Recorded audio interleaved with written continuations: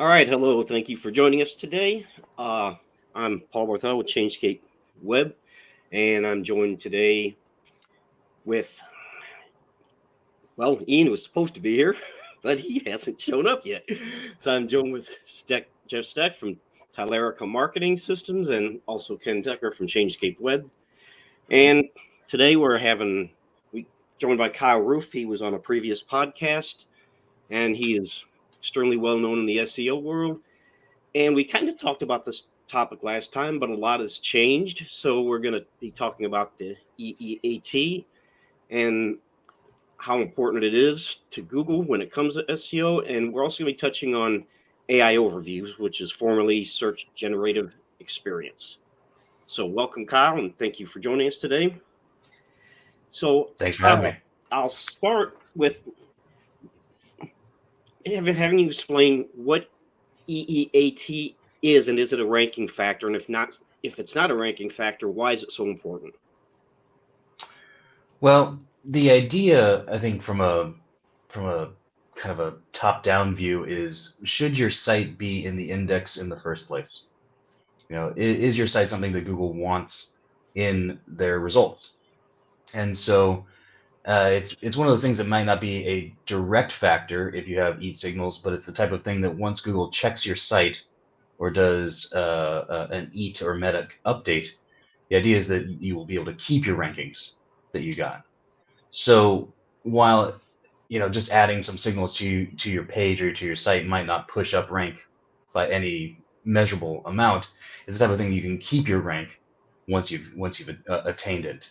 So it is, I think, extremely important to keep in mind. It's something important that you want to do, but you don't want to do it just like, oh, I'm going to do this and now I'm going to move up from page 2 to page 1. That's not how it works. You're on page 1 and now you want to maintain those rankings, and that's why it's an important thing to keep in mind. While there's the E, an A, and a T, really the biggest thing it comes down to is trust. Does Google trust your site?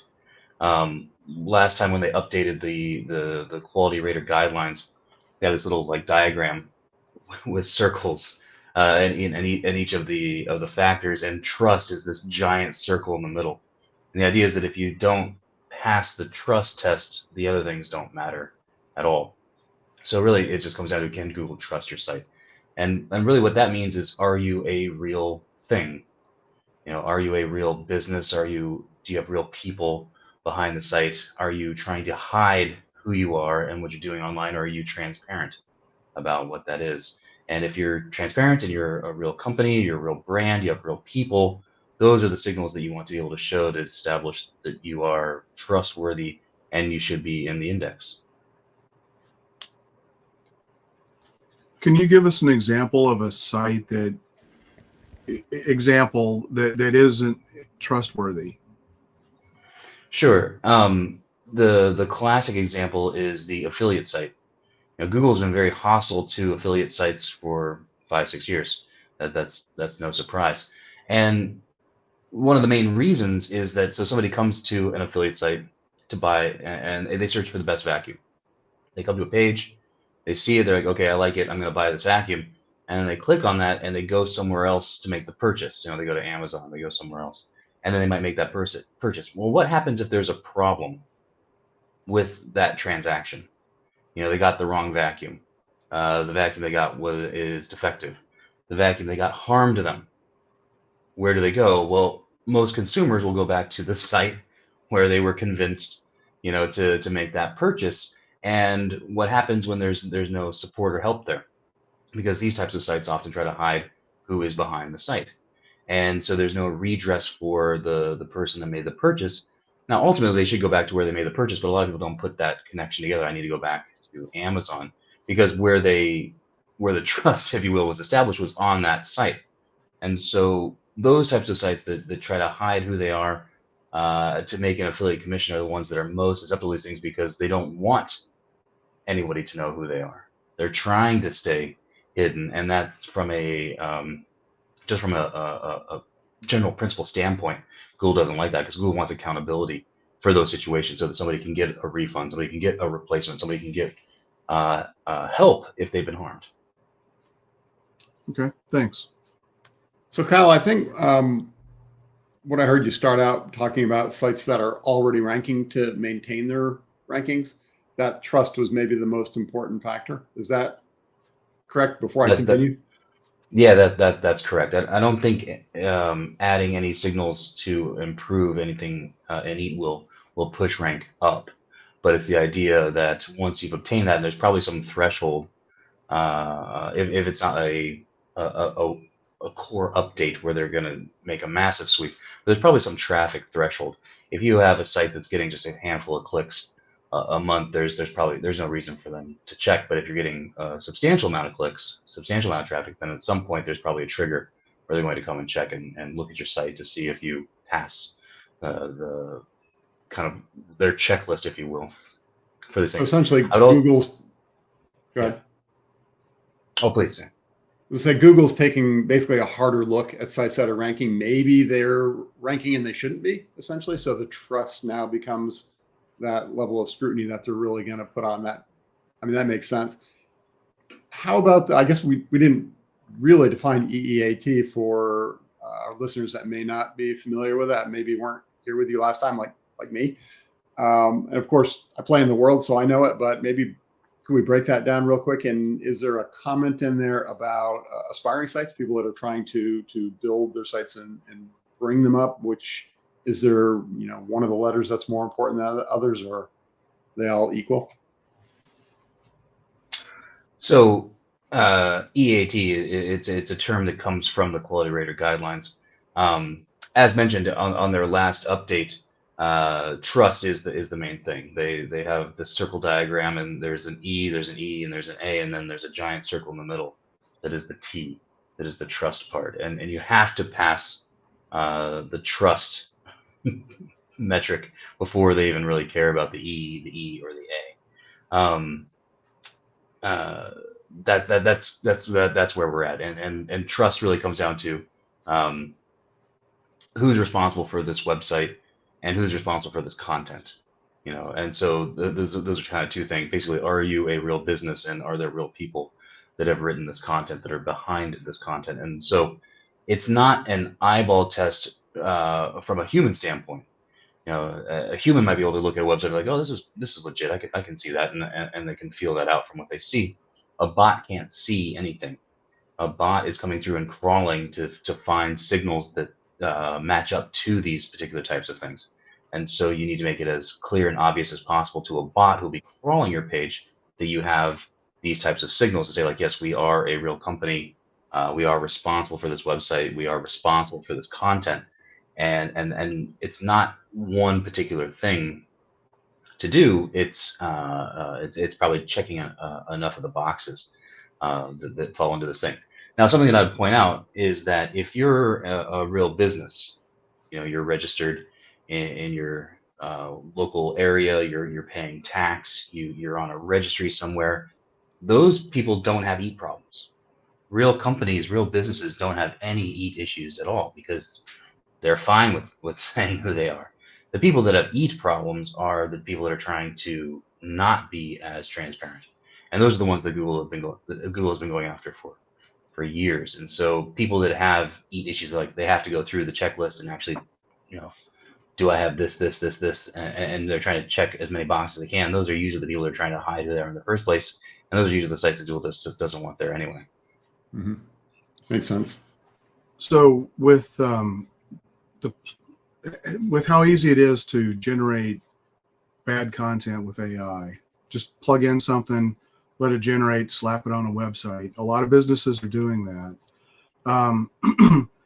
That's kind of what EEAT is trying to get at, to me, is just to make sure that whoever is putting the content on the website, that they have experience, ideally firsthand experience, experiential. It's not the user experience necessarily, although that's important.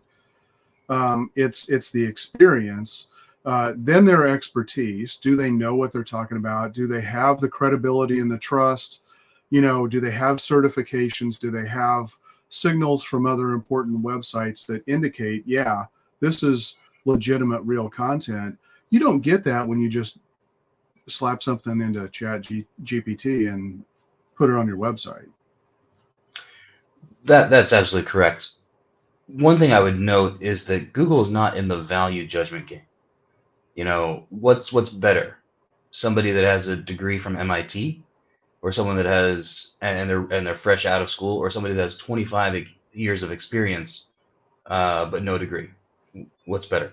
Who knows? Who cares? Google isn't in that game.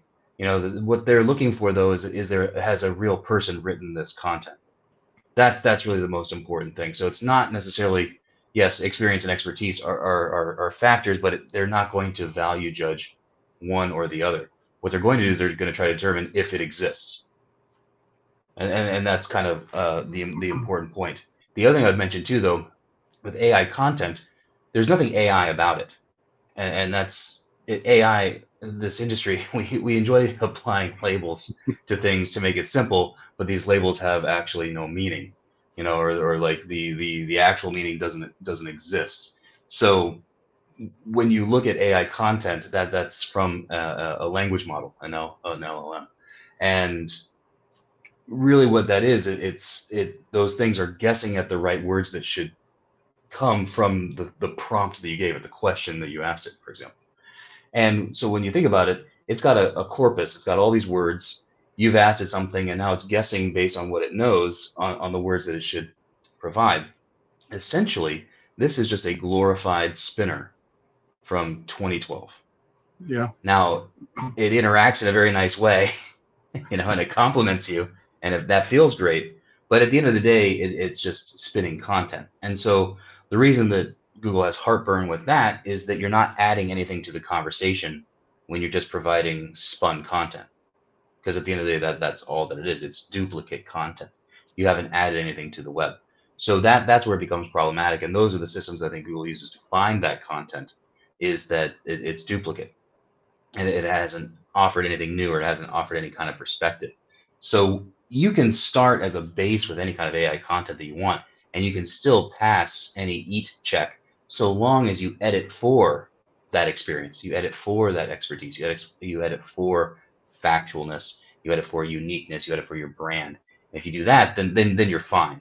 But and it kind of goes hand in hand with these concepts. But what it comes down to is you can use AI content for sure, but you just then have to add in these things to make it unique, to get it past that duplicate content factor. And the thing that can help you do that are see if you're ticking the boxes on it. Okay. When did Google add the experience aspect, and also why? Any insight into that? It was on their last big update, which was that? I think it was End of 2021 or 2022. I think 2022 is when it came in, when they added the eat to make it eat. But the thing that's hilarious is when you read the guidelines, they're like, it says something really insightful, like experience is somebody that has experience, and it's like, well, thanks, Google. Yeah. Sounds like it was written by AI. Well, appreciate that one. But expertise, kind of how they do break it down is expertise is more like, is actually like a degree or a certification or something like that, and then experience is time, is probably what they come down to. But how you express that in content is extremely difficult. You know, like to identify like this is an adequate level of experience, or this is an adequate level of expertise. I think that's very, very tricky to put into content, and I think it'd be very expensive for them to try to figure it out. But what I think they can do is they can look at, you know, can they verify if this is an author? Are there signals on this site or on this page that make it clear that an actual person wrote this, and they're taking responsibility for what it is? And so I wouldn't worry about, say, getting a PhD or somebody with a master's degree to write about your plumbing. You know, that's not what we're talking about. I think what we're talking about is if you can establish that a person wrote this. You know, and so those are the signals. So you want like an author bio page on your site, and you want to link to that, and you want that within your schema. Schema are the tags that go kind of underneath the content that search engines see, that make connections between things. Do you have links out to a LinkedIn profile? Do you have links out to maybe any appropriate certifications that you might need to have or would be important to have? And keep in mind also too, though, Google probably will not go to that other site. They're not going to go read and be like, oh yeah, this person's certified. But it's just the existence of the link. These things are there. And I think, as I maybe mentioned earlier, it's never doing just one thing. It's not just like, okay, I did this one thing and now I'm good to go. It's ticking as many of those boxes as you can, because again, it's a bot. The bot has to come in and look at these things and try to identify as many positive signals as possible. So the more you can do and the easier that you make it for the bot, the better. So I come from a background decades ago where, I did a lot of federal contracting. And I kind of, what you just described sounds to me like the first cut that evaluators make when they look at proposals that they're getting, to respond to a request for proposal. And if you don't check the boxes, you're automatically dropped, if not eliminated. And in this case, you're not going to be eliminated per se, but you're certainly running the risk of being dropped because you're not doing the right things. You're not fulfilling the requirements that were specified in the proposal itself. That's exactly it. The frustrating part of it, though, and also in your example, is that it's not consistent. They might catch 80% of those things, or they might discount 80%, but there's still maybe 20% to get through that probably should have been discounted in the same way and are not. So you always get into like, well, they're doing this, and they're doing just fine. Well, it could be a matter of time. It could be they slipped through. It's not a perfect system at all. And I think your example kind of is a good analogy because of that. Those people are probably going to get discounted, but there are some that are going to slide through because it is not a perfect setup. And so if you can get past the inherent unfairness of Google and all this, but then realize just, we're trying to do as much as we can, or we're trying to tick as many boxes as we can, then that's what you want to focus on. Okay. So what are some effective ways for a business to establish expertise in the eyes of Google? Is this part of the people first content that Google seems to like to talk about? Yeah, it's really just establishing humans would be my opinion, because you could you could put in like that first person sort of content and say like, I did this, or we did that, or we think this or that. You can put that in, but I have a hard time believing that that's what they're going to do. Again, just you have to think about it from a cost perspective. Are they really going to go through each document on the web and look for first person narrative to see that somebody actually has that like that knowledge that I just have a hard time believing that. What I think they can do is like they can see like, is there an author link? Is there somebody there? And maybe this person might be in their knowledge graph somewhere. And that's what I think is more likely. Now, does it hurt to use first person narrative to no, not at all. That's probably something that your visitors want to see.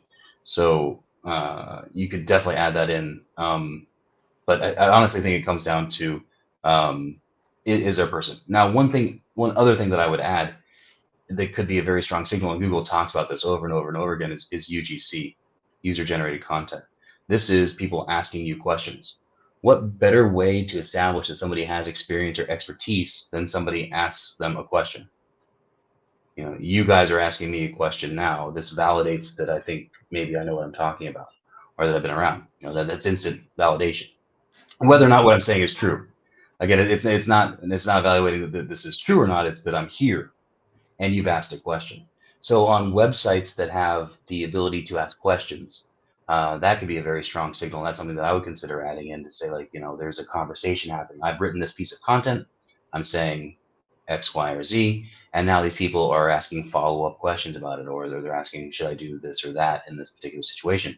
And again, it's not that Google's reading that to see those questions, but just that somebody is actually engaging with this content, that there's a community on this site, or there are people engaged with this site, and now they're asking this person who they perceive is an expert, and they're asking them their opinion. And so something else that you could do aside from maybe saying that this is a real person is making sure that there's opportunity for dialogue on your site, and that's also something that Google can read and see that, okay, these are questions and answers that are happening on this particular piece of content on this site in general. Is that as simple as opening up articles and pages for comments? Yep, I would just make sure you don't get spammed. Yeah. But and I mean, it's completely gameable. I mean, you're more than welcome. I mean, this product has 5 stars according to who? According to my mom. Like, like my mother thinks my services are amazing, and there's I don't think there's any kind of quality control check on who's leaving those comments or those reviews. And then it's also an opportunity to respond with very term-rich responses. That's something you can definitely do. So again, it's not a perfect thing. It's not, and again, it's not one thing is the be all to end all, but that is something I think you can do that would establish that people are having a conversation with what I'm talking about, and it's establishing that I have experience and expertise. Because you have experience. Right. How about social signals? Do you think Google is looking at shares on social media, reposts and things, or is that getting a little too removed for the huge volume it would have to try and figure out? In the same way that I'm confident that Google is not going to somebody's LinkedIn profile to read it and be like, oh, this guy knows what he's talking about.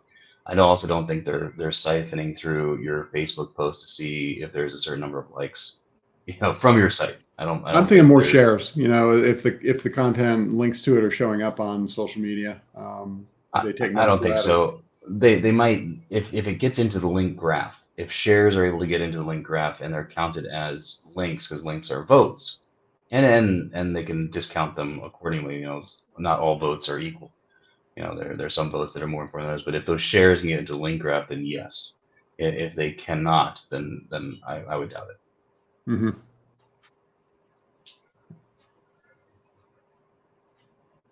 Paul, do you have a follow-up, or are we ready to move on? I know we had a... No, he pretty much already answered that one about trust being probably the most important one.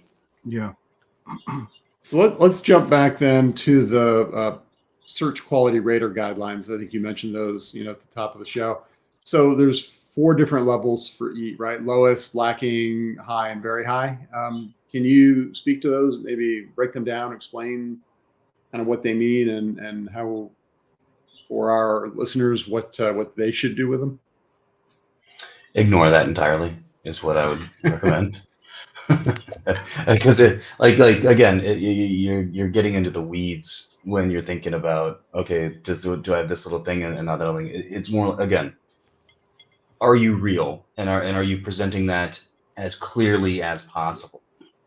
And again, keep in mind, it's not a human looking at it and being like, oh, I like this web page, because Google's not looking at the page. Let me give a quick example. I can rank a blank page. I've done it repeatedly, and I did it last month. And people doubt this for some reason, and then I do it again and again and again. And it's to show that Google is not looking at the page. Google is looking at the code.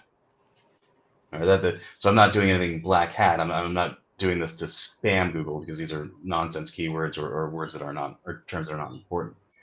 But the idea is that, and we have to make crystal clear, is that Google will rank a blank page. So it has nothing to do with the look of it. It has to do with what's inside the code. So getting lost in the weeds on some levels of this, that, or the other is a complete waste of time. 100%. You need to make this just as clear as possible to a bot that is looking at your code.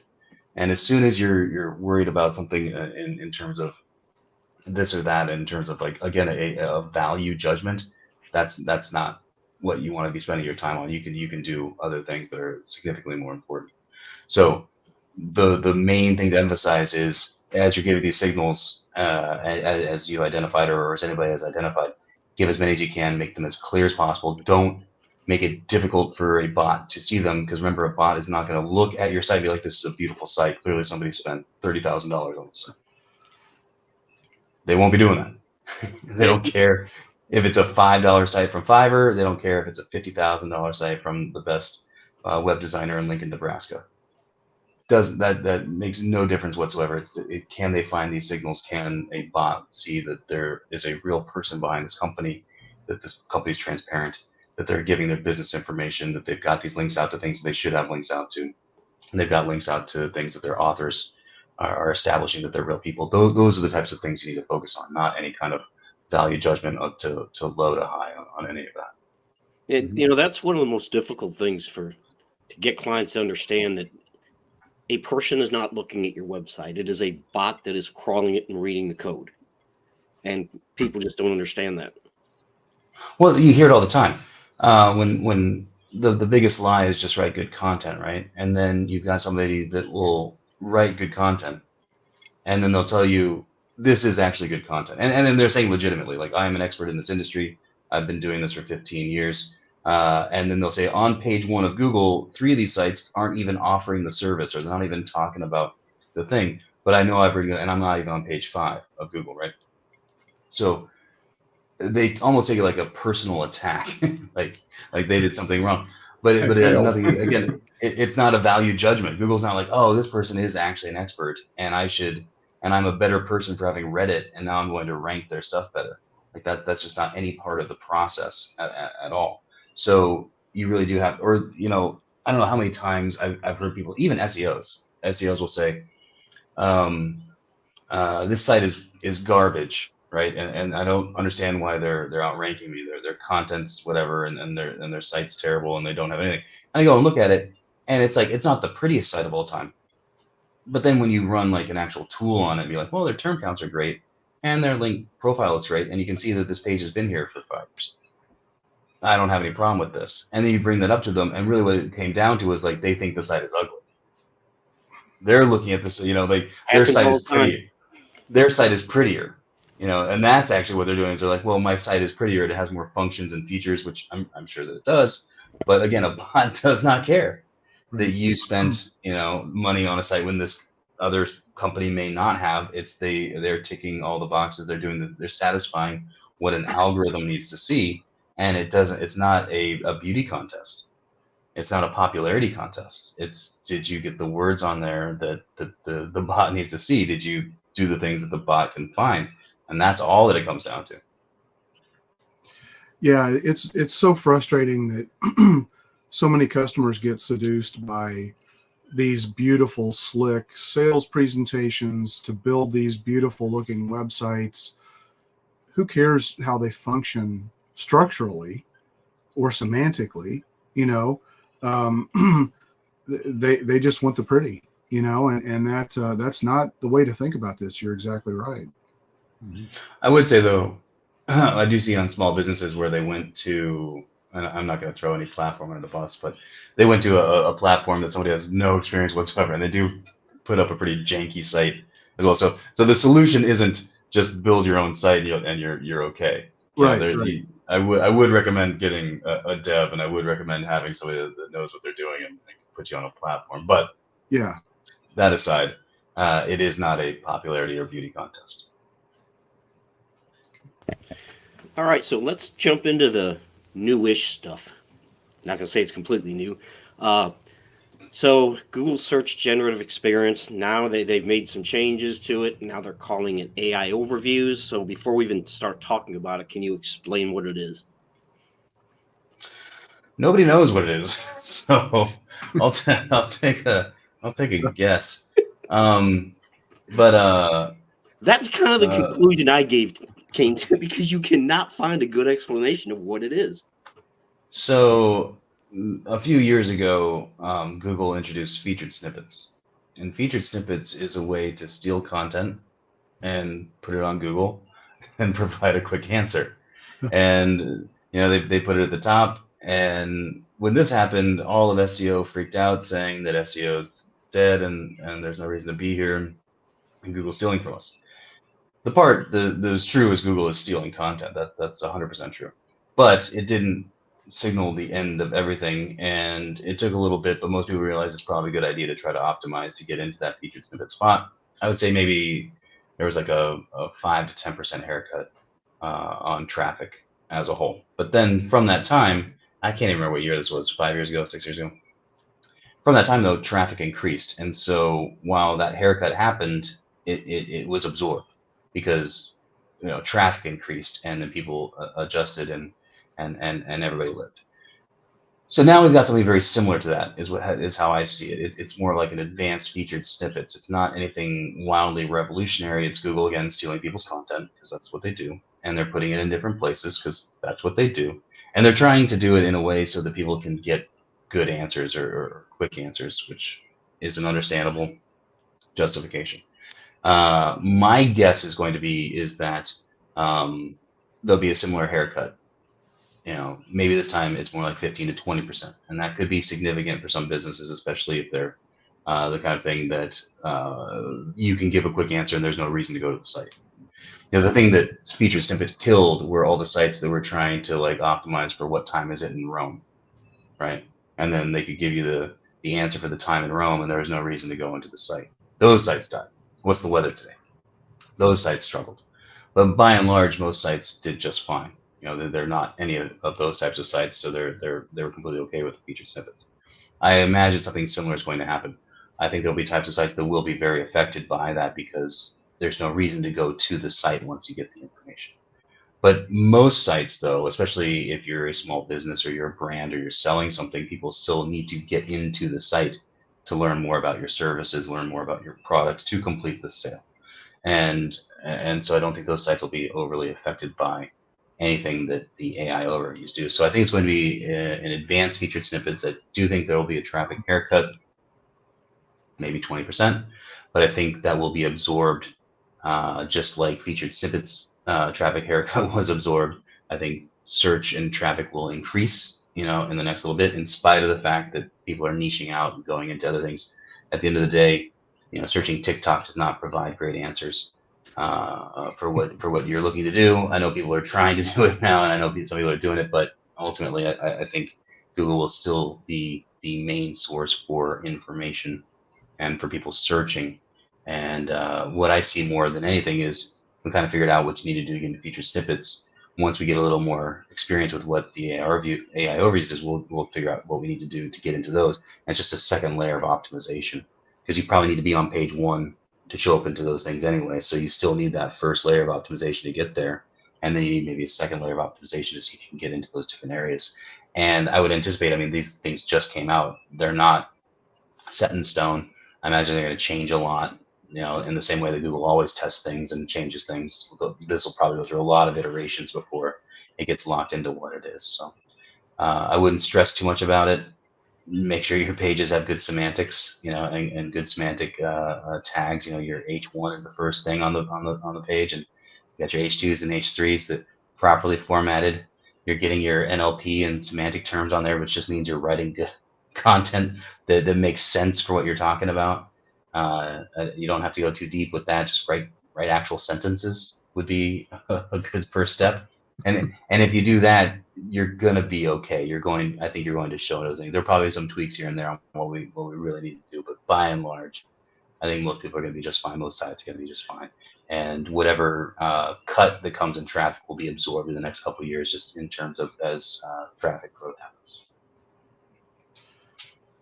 Yeah, I think some of the early concerns seem to be that we're already seeing ads popping up in the AI overview section, and and it's pushing. What's that's that? deliberate. I think God, I forget who it was. Somebody, I read an article and it was at the Google I/O conference or whatever it is, and they came flat out and admitted that that's exactly what they're trying to do. They have to monetize it. Yeah, I mean, exactly. Yeah. If they don't have ads there, then in a situation where people aren't going to click through, they have to have an ad there in order to maintain their revenue. So of course they're going to be ads. They're a very profitable company that wants to stay that way. Yeah. And they have shareholders to answer to. Yeah. It's starting to push, the traditional organic results down even further on the page right now. And so I think that's why there's the freak out factor, with a lot of people, is because, okay, great. Now they can't even You got the AI overviews, you got the ads, you got Google Maps if that's appropriate, you've got the traditional search ad results or the search ads popping in there before you ever get to the organic. So I think like you said, it does create a new opportunity, and if you're already doing the right things and you're already on page one, it's just an extra layer of optimization that you're probably going to have to take a look at and Yep. and work on. That's exactly what it is. It's just another optimization factor. That's what it comes down to. It'll be interesting to see. I like to talk to my father and ask him, "Hey, how'd you find that information?" Because he's not an SEO and is not a marketer and has no interest in any of that. Hey, what do you think about? Hey, I was like, hey, what do you think about the new stuff in Google? And he's like, what new stuff? He's, yeah. Like, and he's like, yeah, I did it and I scrolled around and then I found what I was looking for. And so I understand for sure that things are getting pushed down. And again, I think that's where a traffic will happen, but people are still getting there. They are. And again, though, if you're on page one or probably page two as well, that gives you the opportunity to get sucked into whatever the cards are to that area. People are clicking.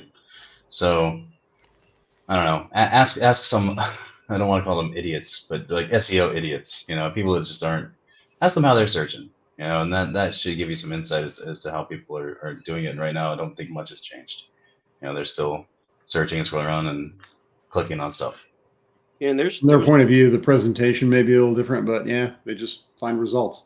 Click on results, Yeah. right? Yeah. The only people that complain about Google results are SEOs. And then the other people that complain about it are people that have an axe to grind. I was ranking number one and now I'm not. Those people complain. And then SEOs complain. And then after that, the other 99.98% of the population does not complain. Yeah, and they quickly adapt, actually. Yeah. Yeah. Because if they're finding the answers they want, they're okay with a slight inconvenience, realizing that, I'm going to ask this thing a question. Maybe I don't get it on the first try, but they understand that there's a decent chance they're going to get it on the second or third try, and they're okay with that.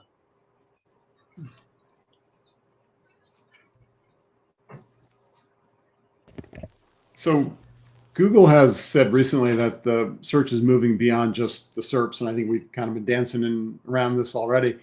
But they're getting into, more than just SERPs, getting into photos or moving into the Gmail world, Notebook, LM, and then, of course, Gemini 1.5 Pro. And there's just an announcement today about that. Can you unpack some of that, the beyond just the search results page and the Google verse and how to show up and what all that means? I haven't seen whatever that announcement is today, so it's it was just the latest drop of Gemini.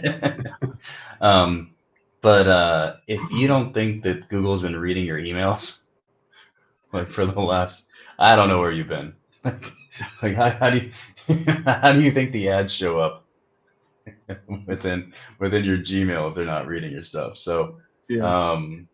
Also, like I always chuckle a little bit about SEOs that are kind of like, I don't use Google Drive because they're gonna find my stuff. I'm like, you think that's stopping them? Like, like oh, that's the thing that's gonna. Of course they're reading all that content. Of course, there's absolutely no privacy. You know how safe search works. They have to take, let's say you got safe search on, right? They take the web page, they put it in, they render it, and like, okay, it's good, and then they give it back, right? So when you log into your bank account on safe search, guess who just got your username and password? Safe search. Wow. I mean, and that's been for the last 15 years, kind of thing. Like, you don't think they've got anyway. Like, so my point is, if they're getting into other things and they're gonna start advertising here or there, or search is happening in different, that technology has already existed. That's already there. That's gonna be, honestly, if we can get an opportunity to optimize things, that's even better for us. That's better for businesses because that's another opportunity to maybe meet your audience where they are in a place that you can kind of make it an uncrowded situation where you're not maybe just within SERPs, but maybe you can really get directly to where somebody's at. So I just see these things as opportunity. If somebody thinks that like it's an invasion of privacy or something, like get a job, man. I don't know where you've been. I guess, I mean, I think you kind of nailed it. That's the crux of it. People want to find stuff and businesses want to be found. So as we move into this new world of AI and, generative search and, Gemini, of course, is Google's platform. But really the question is, what does that mean for search overall and for how businesses get found? So are there any insights or any comments you would have toward that aspect of it in the AI and specifically with Google? Not at the moment. Not at the moment, because we just don't. I don't think we really know, and things are changing a bit and are moving quickly, and I don't think there's been a lock into what something might be or what it might not be. But it's just all opportunity. That's all it's going to come down to, and it's important to understand that Google is a middleman. They are making money off of the concept of I need information and this other person has information. And then they sit in that middle area and make money off of that. They're the ultimate middleman in this exchange. And so in order for them to exist and to thrive, they need both of those things. They need somebody looking for the information and they need somebody providing the information. And so I think they acknowledge that they could go away if either of these parties get upset.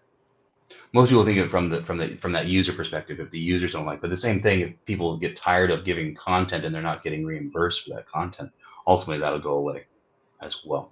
And so in all of these situations where there might be another venue or another avenue, as long as Google can sit as that middleman to provide that connection between those two parties, then that's what they're going to do.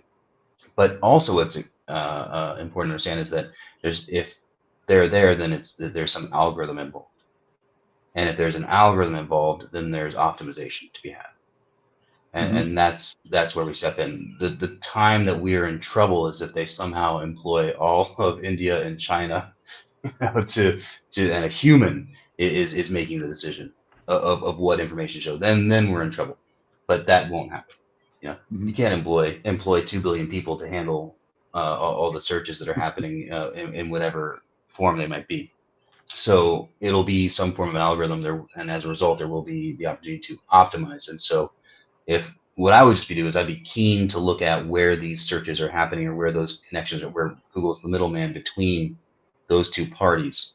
And anytime that exists and you can identify that, then you can also identify that there's an algorithm that's making that happening and that's an opportunity for optimization. Yeah, so we've been talking a lot on my computer, and I got ads for feminine products. Say, I'm sorry? Yeah. I said my girlfriend was using my computer to shop online. I started getting ads for feminine products. It's like, I don't use these. If I could add a question to our list, we've been talking a lot about Google. Everything's been Google oriented and Gemini and SGE and all very Google centric. But Google's not the only search engine, of course. And what kind of brought that to my attention just this morning is I used Outlook for my email. And I highlighted a phrase in an email. I was going to copy and paste it into Google to search. And all of a sudden, Outlook is like, do you want to search for that? And it, of course, then went to the sidebar, but it was, I'm sure, the Bing engine that was doing search. So my question is, we've been talking a lot about Google and the future and how things are changing. Do we need to worry about Bing or other minority share search engines, or do we just worry about Google and all the rest kind of fall out of that because they're following what Google does? I really hope we do.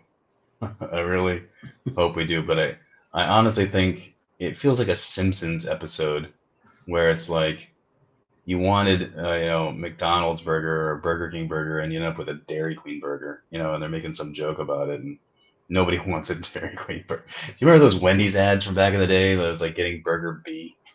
I don't know if you guys are old enough to remember those, but so I feel like Bing is still Burger B, and I don't know who genuinely wants to eat that.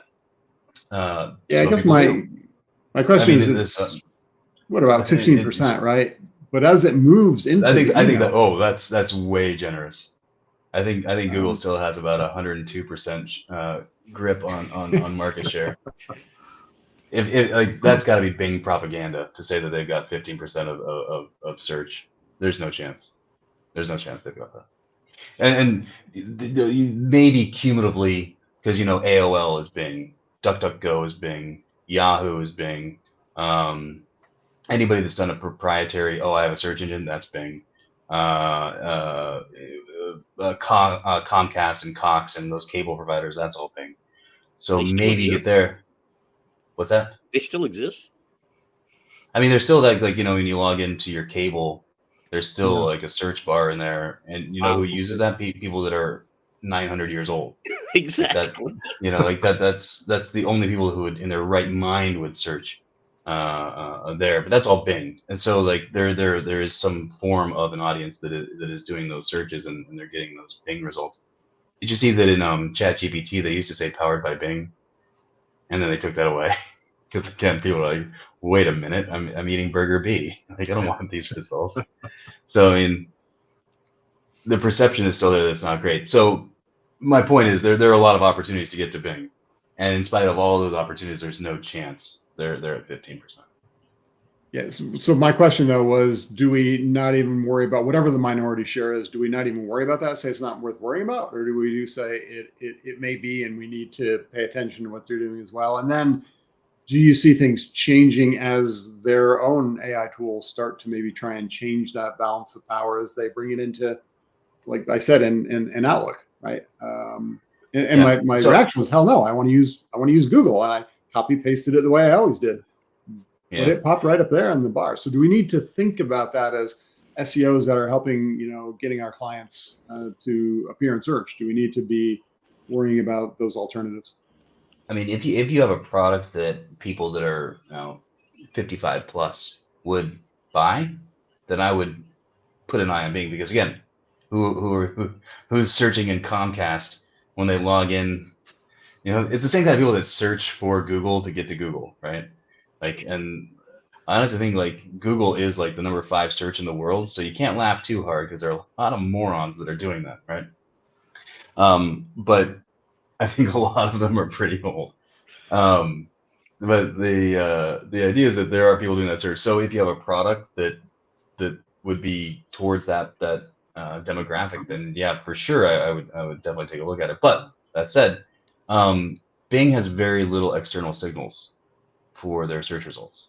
They're definitely doing some with backlinks, but not much at all. And I doubt they're doing anything with user experience. And I doubt they're doing anything advanced, even on like naughty niches, things that are problematic, like payday loans. Google is very hyper vigilant on those types of searches, and they definitely have a higher level of scrutiny. You can see that there are different layers of algorithm for casino and stuff like that, or anything else that falls into the YMYL category. Bing doesn't have any of that. Bing is still very highly focused on your on page. So if you do your on page for Google, there's a pretty decent chance you're doing well in Bing. So something I would look at, I would still optimize towards Google, because it's very likely that whatever you did for your on page is great for Bing. Mm-hmm. If I could jump in there, the only people that are using Bing are people that buy a computer and don't know how to download Change Google. the default. Yeah, they use the default. And the other thing, Jeff, is look at the analytics, and I think this is what Kyle was saying, is if you look at your analytics and you have an older demographic, and 60% of the searches for that business are coming from Bing, then you might want to take a look at it. But Yeah. So I use Bing I as an would example. buy anybody a steak dinner at the restaurant of their choice if they're getting 60% of their traffic from Bing. Yeah. I'm not saying they are. I'm just saying if you have a disproportionate amount coming from Bing. But actually, here's a great thing. Can you identify 15% of your traffic? This would be good. If you service enough sites and you've got some sort of tracker where you could see, or actually Google Analytics I think will show you are you getting that much traffic from Bing and from the Bing family? You could probably get a good idea. I bet it's 6-7% is what I would guess. But you could probably see that in your analytics. Yeah, you can, and I wouldn't disagree with that as making an example that if you're getting a disproportionate amount for whatever reason. I know what you're saying. I know what you're saying, but, Yeah. but you could actually kind of get a decent idea if your traffic is coming through your analytics, because they show the referral from Bing and DuckDuckGo and a few others, so you could, or Comcast. Or Cox. Yeah, so I use Bing as the example, but of course, iPads, Apple devices come with Opera, right? Or whatever their browser is now. I've got Chrome on my iPad, so. but the question was, we just worry about Google and everything else takes care of itself versus having to spend any energy on the others. That was the because it falls into place. It falls into place. Yeah. Yeah. So Kyle, you have a software called Page Optimizer Pro, and I know you've just released what's called, I believe, Next Gen EEAT. You want to talk a little bit about that? Oh, we're pretty pumped about that, to be honest with you. I think we're using AI for good here. But essentially, this kind of gets into going through the quality rater guidelines. There are 20 points on each of those: the experience, the expertise, the authority, and the trust. There are 20 points on each, so it's an 80-point check. And it kind of gets into answering questions. Did you satisfy that from a bot's perspective? So if there's that additional layer of check that gets into any of these things, so it's not just it's kind of a basic EAT check for, do you have a copyright? Do you have links to socials and stuff like that? That's kind of check number one. Check number two is actually going into this content. So if you have any concerns about that Google is doing these things, or that those terms might come in. But then also from a human standpoint, this actually gets you into content that humans like to read. That actually can establish that this is trustworthy content just from a human standpoint. And so what we've done is the AI goes in and does an 80-point evaluation on your content to see if you can hit all the letters, all the E, the A, and the T from the content that exists. And so it's a lot of fun. We're actually really liking it. I enjoy playing with it. And I don't say that about everything that I've done with the tool. There are things when you build it out, and there are things you build out and you're like, man, that was a good idea on paper, but I don't know. But like this though is actually a lot of fun, and we're really enjoying it. And as things get more advanced, this is really kind of another thing is future-proofing your content. That are you getting past? Will you get through these checks if and when they happen? So that's an interesting point. I mean, so if you've got a website that has been around for 15, 20 years, and you've made an investment in writing blog posts, and you've done a good job of being diligent to write out every service, a page for every service that you do, and you include some content about locations that you're serving and all that kind of stuff. It's probably still incredibly important for you to go back through using a tool like Page Optimizer Pro to make sure that all of that old content still meets the criteria that have now evolved and changed from when that content was originally written. Well, two things. One is there is a form of inertia that happens, that sites that have been number one tend to stay number one, and it is harder to knock them off. That does exist. Okay. But at the same time, there is also content rot. Where you can watch, this was ranking pretty well, and then it tends to slide down, and you can watch that go. And then there's the idea of the query demands freshness, deserves freshness. And then the idea is that, how new does this content need to be? So while there is that inertia that happens for most sites, you do need to be cognizant of the fact that after a certain amount of time, your rankings will drop for that particular piece of content as it becomes less fresh, as it becomes just older. And that's the rot that you see, and you can see this downward trend. So you should definitely have something in place to check your content to see, is this still fresh? Is this still talking about what it should be talking about? But even more importantly, as competitors come into the SERPs, as there's algorithmic changes, the goalposts shift, and so what was satisfying the algorithm may not be satisfying the algorithm anymore. And right. As a result, you need to keep an eye on that. And if I can give a very shameless plug we actually, because this was a problem that we had, within the agency, and which, well, where Pop comes from anyway, this was solving our own problem. But we have a system, we call it Watchdog, and the idea is that after you've optimized your page, you can click Watchdog, and it's going to monitor if there's been a change in the service. New competitors have come in, and that can either be from an update or from when you got to page 1. Your competitors were pretty upset about that, and they started doing some more SEO. Yeah. And the idea is that it'll alert you to changes on page 1 to the SERPs, and also then let you know, like, hey, you might need to add these terms here, here, and here to keep this content fresh, to keep it within what it needs to be to maintain your rank. And so that's, you don't have to use my tool. It doesn't hurt my feelings if you don't. But you do need a system for that, because you need to monitor those changes. You need to monitor what's happening, because you can't, SEO isn't just a one-time, now we're ranking well, and we can just let it go forever. There will be, That's right. There will be changes to the SERPs that you're going after, and you need to keep an eye on those.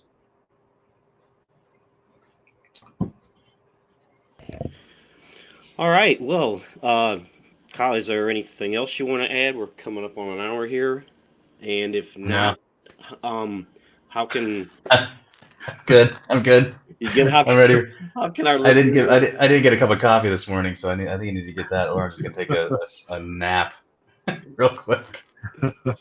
Well, how can our listeners find out more about you and what you do? I know you talked about the Page Optimizer Pro.